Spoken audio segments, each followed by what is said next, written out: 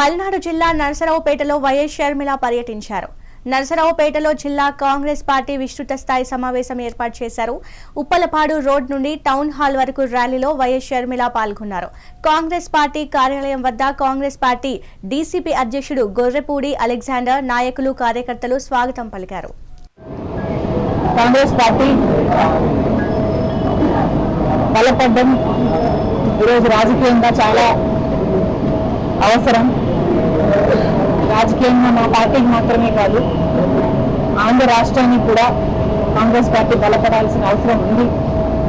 ఎందుకంటే ఒక కాంగ్రెస్ పార్టీ అధికారంలోకి వస్తే మాత్రమే ఆంధ్ర రాష్ట్రానికి సంబంధించిన విభజన హామీలలో ఏ ఒక్క హామీ అయినా నెరవేర్చే అవకాశం ఉంది అంటే అది ఒక కాంగ్రెస్ పార్టీ అధికారంలోకి వస్తే మాత్రమే సాధ్యమవుతుంది.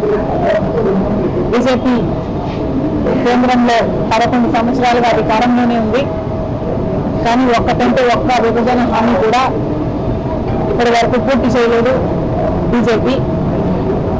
ఇప్పటికి కూడా మన రాజ్యానికి కావాల్సిన పూర్తి ఫండ్స్ వాళ్ళు ఇచ్చి కట్టాల్సి ఉంది.